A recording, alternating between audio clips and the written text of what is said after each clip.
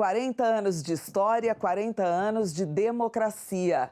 Vamos relembrar os momentos que marcaram esse período, desde a inauguração da nova República, quando tomou posse na presidência do Brasil o primeiro civil após 21 anos de regime militar. Em entrevistas com historiadores, economistas e cientistas políticos, nossos repórteres reconstruem os fatos que marcaram esse período e a trajetória do país nas últimas 4 décadas. Vamos mostrar os avanços, as conquistas e os desafios do nosso atual sistema político. É o que você acompanha a partir de agora no Tela Brasil, 40 anos da redemocratização. Atenção, Brasil! Atenção, Brasil!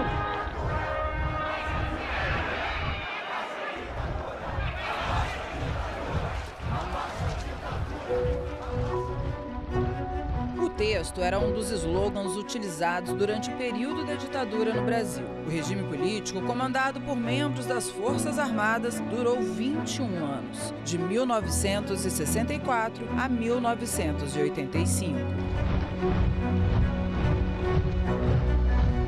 O senhor presidente da República deixou a sede do governo.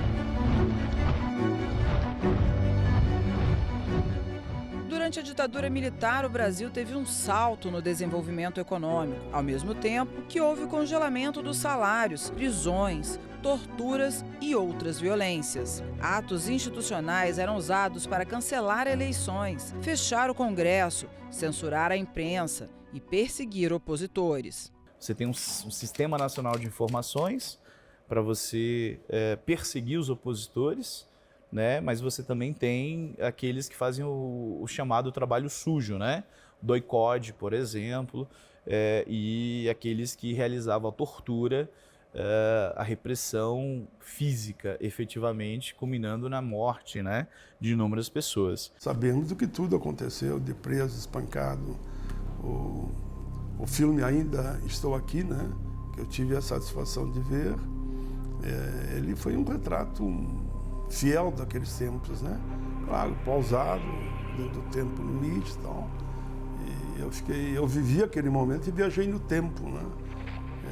Como é importante a democracia, como é importante a liberdade. O processo de reabertura foi lento e gradual. Iniciado em 1974, o movimento pretendia restaurar liberdades políticas da democracia representativa. Em 1979, foi decretada a anistia aos presos políticos e exilados. A lei da anistia, né, que se dizia ampla, geral e restrita, que, na verdade, não vai ser efetivada, uma vez que ela vai assegurar, né, a impunidade para os próprios militares que estiveram à frente dessa ditadura que violou os direitos humanos, né? O esgotamento final do regime militar aconteceu principalmente por causa da realização de manifestações em diversas cidades brasileiras pedindo eleições diretas para presidente da República.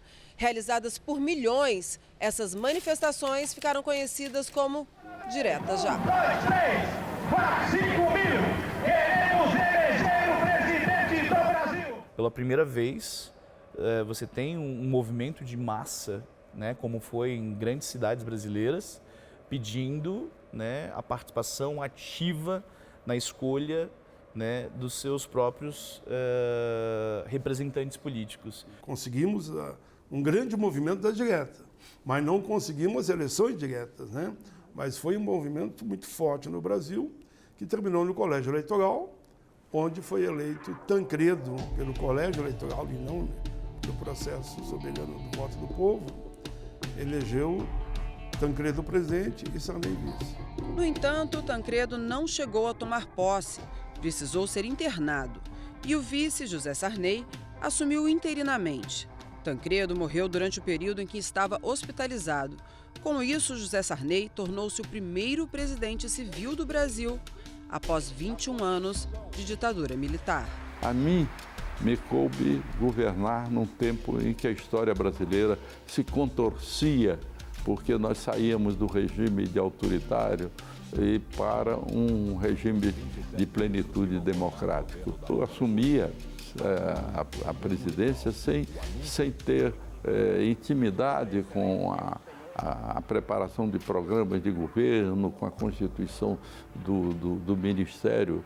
A elaboração de uma nova Constituição para o Brasil aconteceu durante o governo Sarney. O trabalho foi feito por intermédio de uma Assembleia Constituinte que se formou em 1987. Restauramos a democracia, fizemos uma Constituição, convoquei a Constituinte, entreguei o país em paz, inclusive a um adversário meu, que tinha me atacado de toda maneira. Resistimos em todos os momentos aos poderosos, ao sindicato do crime, aos corruptos e ao Sarney. E o Brasil hoje goza de uma liberdade democrática, liberdade de imprensa, exercício da cidadania, que foi constituída naquele tempo.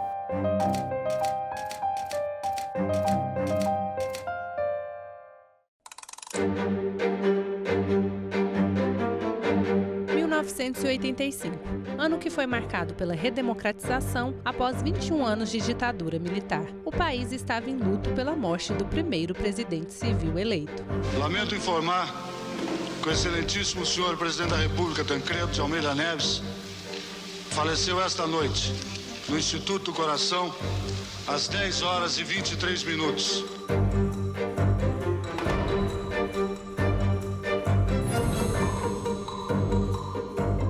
Eu me lembro até hoje o assessor de imprensa, né, o Antônio Brito, dando a notícia na televisão. Então foi um choque para todo mundo. E as pessoas ficaram em dúvida, né? Aí a transição democrática, será que vai acontecer mesmo?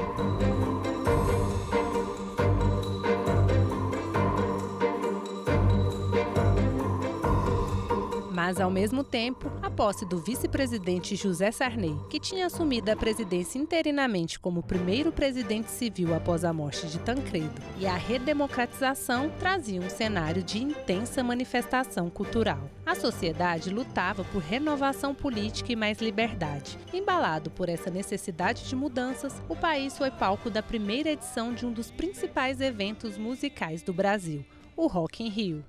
Tava fervilhando, né, na expectativa, né, lógico, os cantores nacionais todo mundo já conhecia, né, mas na expectativa de receber os internacionais, né, e vieram assim grandes nomes, um espaço gigantesco, era uma maneira de expressar aquilo tudo que estava engasgado, né, durante anos, né, foi um grito de liberdade talvez, né.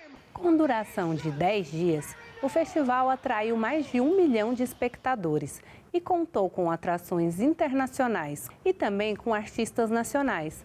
Barão Vermelho, Kid Abelha e Paralamas do Sucesso são algumas das principais bandas que se apresentaram. Eram bandas que colocavam um pouco mais nas letras das músicas de contestação, de um pouco manifesto em relação às bandas brasileiras que surgiram no final da década de 70. Teve os músicos e bandas internacionais que, me parece assim, foi uma virada de chave para o Brasil entrar no circuito internacional, né, de shows. O Brasil de 85 era um Brasil de esperança, era um Brasil de mudanças, era um Brasil que enxergava um futuro de muitas transformações. O ano foi marcado por outro acontecimento importante para os brasileiros. O piloto Ayrton Senna venceu pela primeira vez na Fórmula 1. Bandeirada para ele, Ayrton Senna! Ayrton Senna vem do Grande Prêmio de Portugal!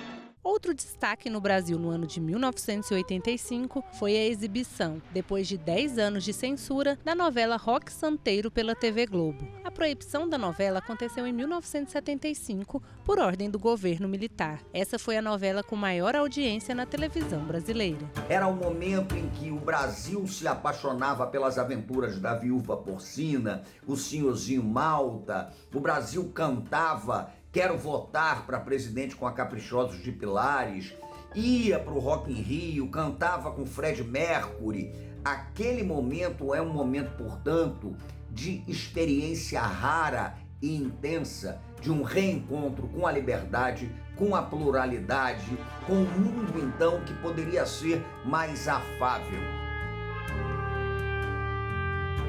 Naquele ano, diferente do que aconteceu para a escolha do presidente, foram feitas as primeiras eleições diretas para prefeito, vice-prefeito e vereadores.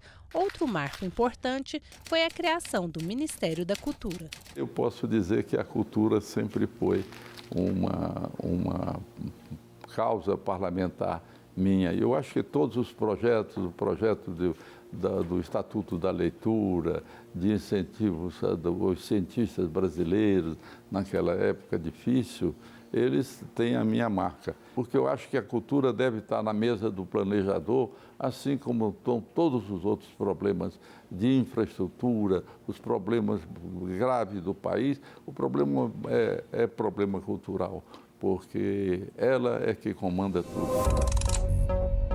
15 de março de 1985.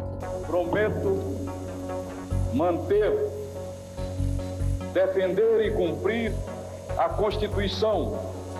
Em uma manhã de sexta-feira, o Congresso Nacional dava posse a José Sarney como presidente da República. Uma eleição indireta, após um ciclo de 21 anos de regime militar. Dava-se início a um mandato de 5 anos, marcado em especial por 2 grandes desafios: reconstruir a democracia e conter a crise da inflação. A grande questão de todo esse período do início da redemocratização brasileira, e principalmente essa fase do Sarney, foi acertar a parte econômica. A instabilidade econômica foi uma herança do regime militar. Os crescentes índices de inflação desafiavam o governo Sarney, que não conseguia conter a alta dos preços. Na tentativa de estabilizar a economia do país, o governo lançou alguns planos econômicos e até uma nova moeda, o cruzado.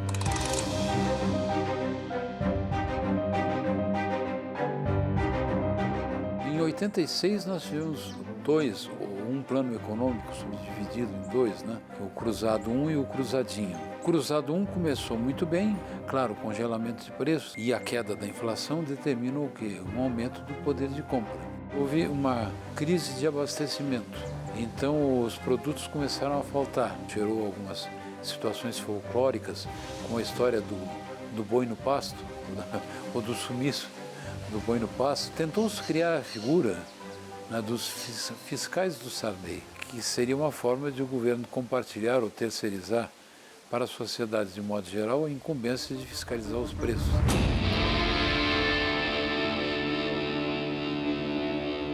Os preços aumentavam, assim, loucamente, certo? As pessoas faziam estoque em casa, tinha que ter uma despensa. Assim que saísse o salário, tinha que correr no supermercado. Eu lembro que minha mãe e meu pai compravam caixas de lata de óleo, que era muito caro. Sem sucesso na primeira investida para domar a inflação, o governo tentou uma nova estratégia. Quando veio o Cruzado 2, melhora as condições de mercado, promoveram alguns reajustes, de tarifas, né? Mas isso causou também uma grande frustração, porque essas medidas, esse plano Cruzado 2, foi anunciado logo depois das eleições. Isso criou uma certa desconfiança, né? Parte da sociedade, da imprensa, passou a considerar que, na realidade, tinha havido uma espécie de estelionato eleitoral. Em pouco tempo, o que parecia ser a solução se tornou um problema. A inflação disparou, as reservas cambiais caíram e o pagamento dos juros da dívida externa aos bancos privados foram suspensos. O endividamento externo do Brasil cresceu muito, tanto que ainda no período Sarney teve que se decretar uma moratória,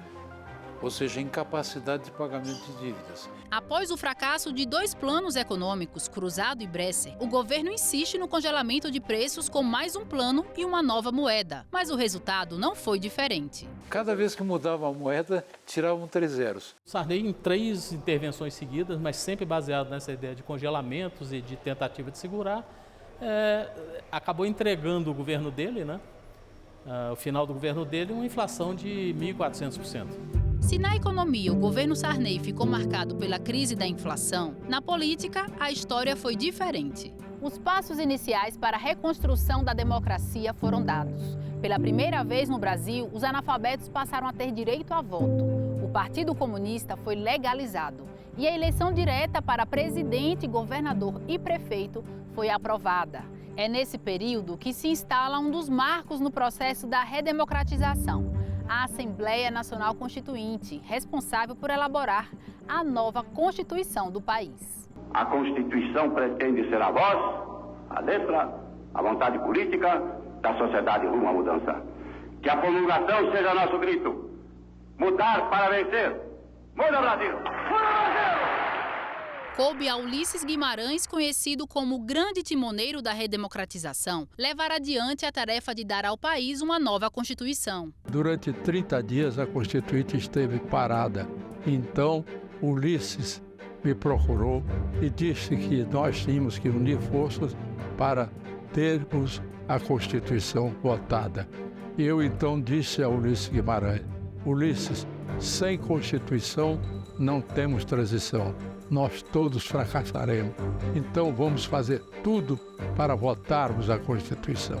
A Constituição pode ser boa, má, mas ela deve ser feita. A Constituição é a marca maior e absoluta da transição democrática. Declaro promulgada. O documento da liberdade, da dignidade, da democracia, da justiça social do Brasil. Quando ele levanta, e todos nós estávamos no plenário, era um momento mágico, eu diria, né? A gente sentia que, bom, cumprimos a nossa parte. Estava no plenário em cima transmitindo a promulgação da Constituinte. E foi um momento de emoção, de notícia, de ver as pessoas vibrando, né? A vibração do Congresso.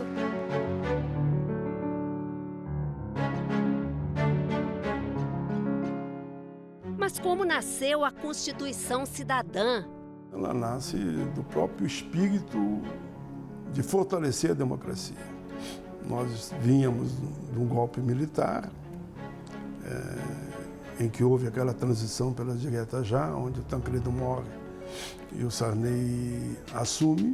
A sociedade civil encaminhou 122 emendas populares, com mais de 12 milhões de assinaturas. O Congresso vivia lotado, com uma média de 10 mil visitantes por dia. Não é à toa que ela é chamada de Constituição Cidadã, porque você tem ali uma atuação de setores que estão mobilizados, desde a direta já, que não vão abrir mão de fazer parte desse momento histórico do país. Ricardo era adolescente quando foi instalada a Assembleia Nacional Constituinte. Ele foi um dos mais de 70 mil brasileiros que mandaram pelos Correios sugestões para a nova Constituição. A gente sentiu-se no dever de cumprir esse chamamento, mesmo com 15 anos, né? Cheio de esperança, de juventude, aquelas músicas, né? Coração de estudante, os movimentos estudantis. Então, era o momento. Foram 20 meses, quase 2 anos de intensos debates que varavam a madrugada, como lembra a jornalista Sônia Carneiro, que na época trabalhava no Jornal do Brasil. O cansaço, ele vinha naturalmente, mas a gente ainda ia conversar, e ainda trocar ideias, ainda ia acompanhar os políticos para ver o que estava acontecendo de fato. A gente se apegou àquele trabalho que era muito exaustivo, mas, ao mesmo tempo, muito edificante. A gente se sentia também participante daquela Constituinte. Trabalho intenso também para os funcionários da Câmara e do Senado, que davam apoio às atividades da Assembleia Constituinte. Flória Madruga chefiava o setor de revisão da gráfica. Trabalha 24 horas por dia, de segunda a segunda. Na época não estamos trabalhando para o Senado, não. Não estamos trabalhando para o Congresso, não. Estamos trabalhando para o Brasil, para um novo Brasil que estava surgindo. Movimentação e trabalho intensos para garantir direitos sonhados e reivindicados por cidadãos de todo o país. Conquistas que só a redemocratização tornaram possíveis. A ideia de um sistema único de saúde, a ideia de uma integração entre o sistema único de saúde, dentro de um sistema único de saúde, daquilo que é a estrutura pública e daquilo que é a saúde suplementar, a lei de proteção à mulher no que diz respeito à violência doméstica, os direitos das crianças e dos adolescentes e as proteções legais para uma série de situações. Se constrói efetivamente uma carta constitucional voltada à proteção legal do cidadão e a ideia de tentar construir algo que, em determinado sentido, é inovador na sociedade brasileira, que é uma percepção de que todos os cidadãos brasileiros são iguais perante a lei e devem ser tratados de forma igual perante a lei. Um dos debates mais duros foi o da reforma agrária. Foi, de fato, o microfone voando, foi momentos duros, né? Segundo o senador Paulo Paim, um dos momentos mais bonitos foi o famoso discurso do ex-deputado Alceni Guerra em defesa da licença paternidade, uma das conquistas da Constituição Cidadã. Ele fez uma fala tão bonita, falando dos filhos deles, né? Filho e filhas. Aquele momento que não era essa mulher, mas era o pai também, então. Resultado, o discurso do Alceni Guerra, faço aqui homenagem a ele, foi aplaudido de pé.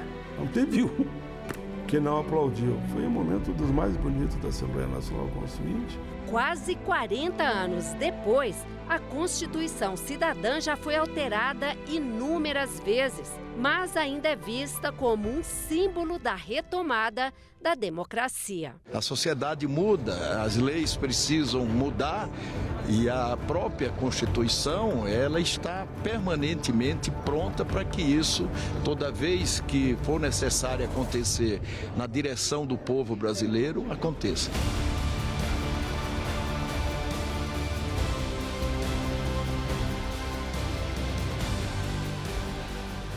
"40 anos depois, e como está a democracia no Brasil?" Uma pesquisa realizada pelo Datafolha em dezembro de 2024 revelou que o apoio à democracia caiu de 79% para 69% e o percentual de pessoas que apoia a ditadura subiu de 5% para 8%. Na avaliação do cidadão comum, do eleitor médio, não está resolvendo as questões, não está botando comida na mesa. Você tem uma inflação crônica aí, a questão dos alimentos, um ambiente de insegurança, segurança pública global, atentado, terrorismo, política migratória. Tem uma série de problemas que parece para as sociedades, no plural, que a democracia não tem instrumentos para resolver isso. Essa é culpa dos nossos decisores. Então, a gente, por vezes, vê desvio de recursos públicos, pessoas que não são punidas de forma adequada por má utilização de recursos públicos.